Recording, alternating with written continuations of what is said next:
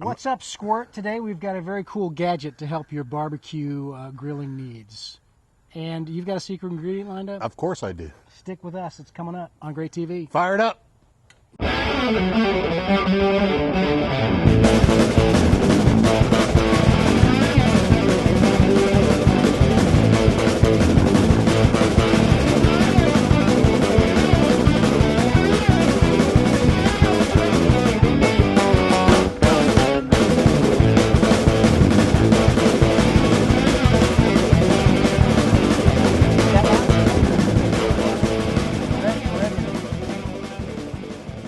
From the birthplace of American barbecue, it is Great TV. We're in Mount Pleasant, South Carolina. Beautiful day. Jack Waybor is here, three-time South Carolina state champion, and I'm Bill West with BarbecueTricks.com, and Jack does CarolinaPitmasters.com. That's right. When's that? It's coming up. It's always the first week of March, Bill. That is a great show. Certainly hit CarolinaPitmasters.com and learn all about cooking in the backyard and competition barbecue. This is like the first time we've had to be able to not just melt out here. Yeah, it is a beautiful day. I mean, I am talking about wonderful. It was sprinkling a little bit earlier, Bill, and I got to tell you, over top of the houses right behind us over here, there was a beautiful rainbow. I haven't seen a rainbow in a while. And it was raining. It was no clouds. It was raining with no clouds. It was beautiful. We're That's enjoying. all I can say. I'm choked up. Some ice cold. Actually, this is, I don't know where we got this. Barrel Trolley Brewing Belgian White. I'm drinking the Mick Ultra Amber, so hey, this is the show that takes about a beer to drink. Crack one open with us and we'll get started. Let's get right to it. We get great plate photos. We also get questions at greattv.com, either all the Jack time at greattv.com or Bill at greattv.com. That's right.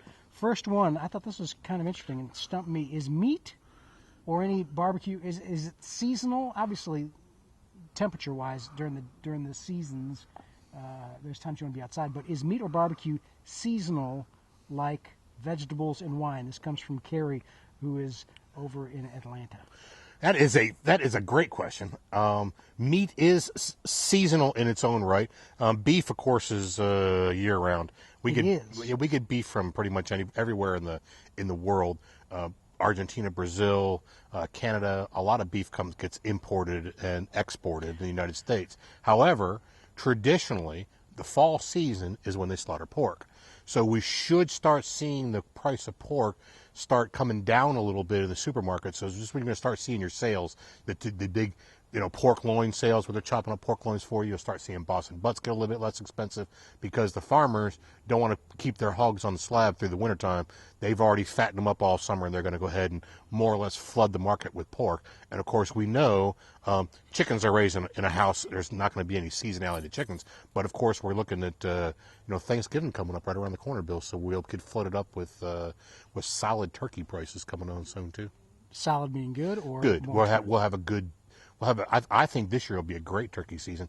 I don't think you're going to see, the price of corn is sky high right now. There's no doubt about it. Shoot, I was checking out just deer corn the other day. We're selling a 50-pound bag of deer corn for $10, which is probably, it's up a third of what it was over last year. So the price of feed is up. So the price is going to be up naturally a little bit because what they're feeding is up a little bit. However, this is the time of the year traditionally when pork prices start to slide back a little bit, and you'll start seeing 20 cents a pound, maybe a little bit more in some places, where you're going to actually get a better price for pork. So beef, not so much. No, beef is, they raise beef year round, and that stands out in the field. But a lot of pork is raised in-house on a slab, and they're going to want to put that in a slaughter and get their money out. What about the special breeds? Are those, does that matter? I don't really think so.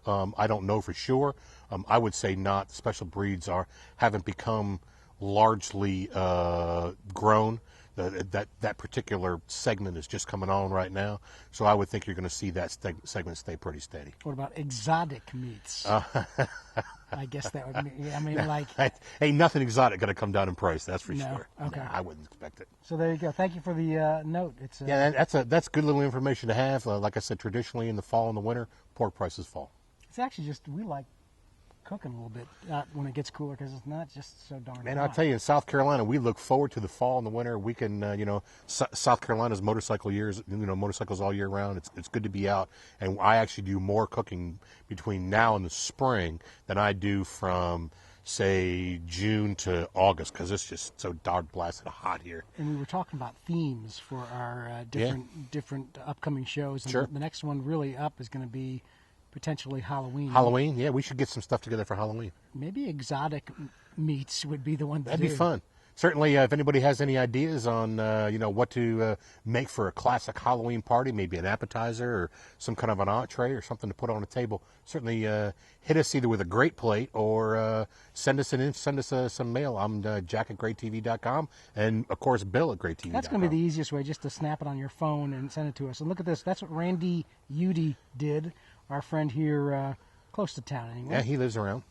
He says, I saw you were looking for some great plates.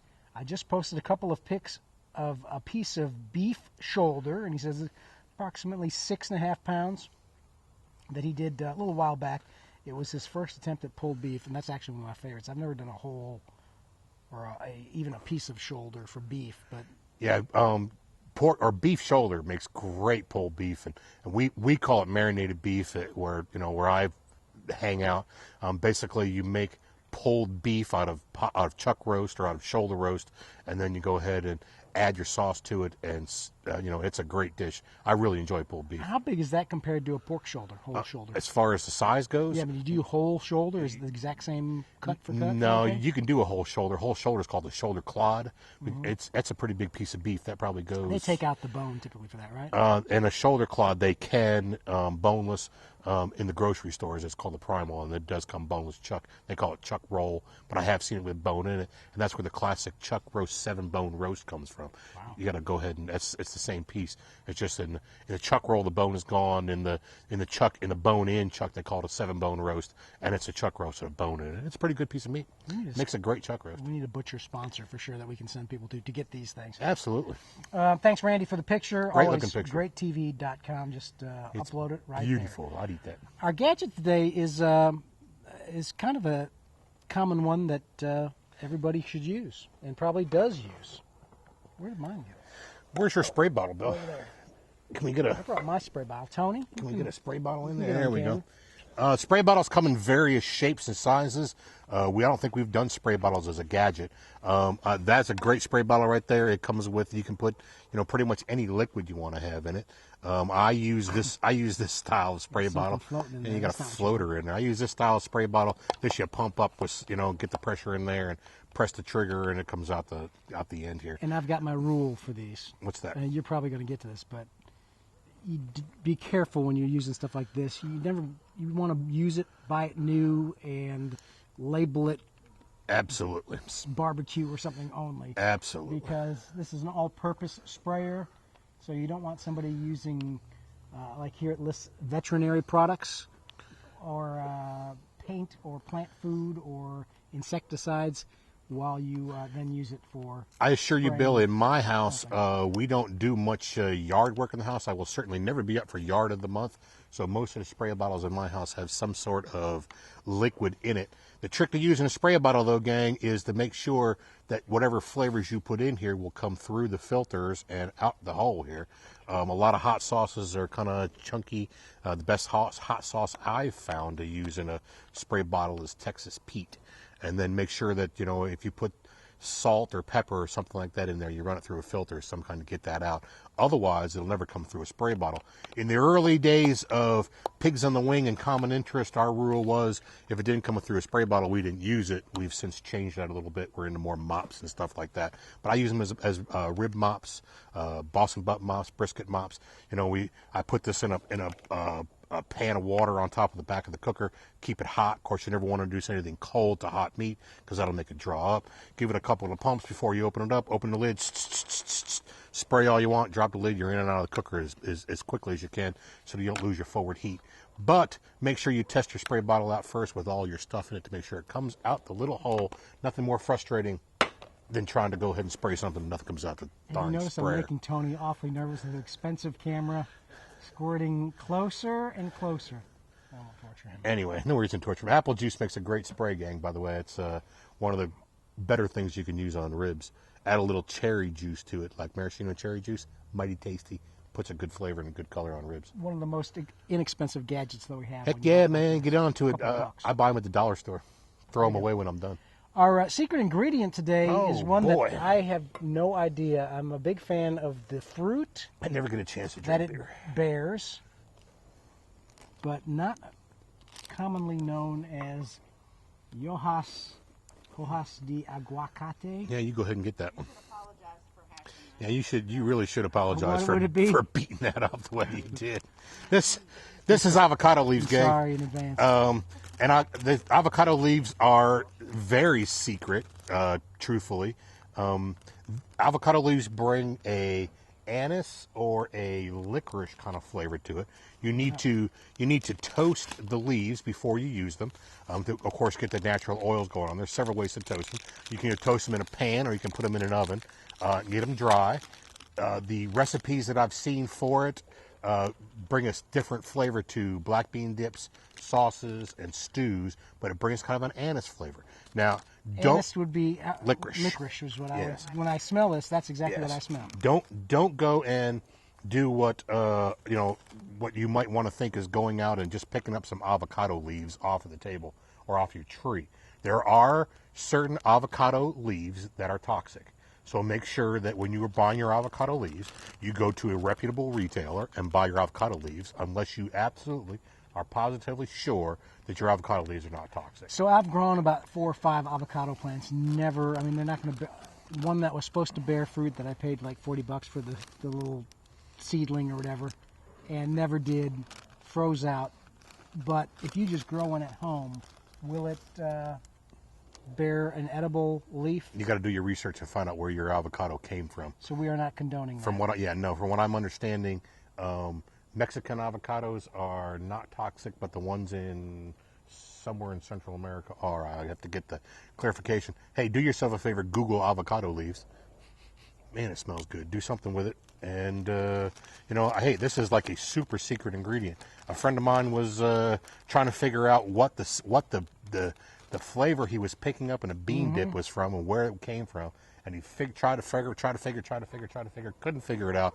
Tracked down the person who was in charge of the bean dip and found out she used avocado leaves as a flavor enhancer. And my goodness, that is something that This is really familiar. I would have never, ever, ever dreamt that you could use the leaf off an avocado and get a secret ingredient out of it. But there it is, gang. Is it good? I'm going to figure out what the ingredient is, what thing I'm picking up. It's something really common. I think I even had it like this weekend. If I back up. I like it. Anyway, here we are munching on avocado leaves. There you go, our secret ingredient, avocado. Did you try and pronounce that? No, I'm not going to butcher up the language. I'm a linguistics man. But Let me try see. it. Hojas de aguacate.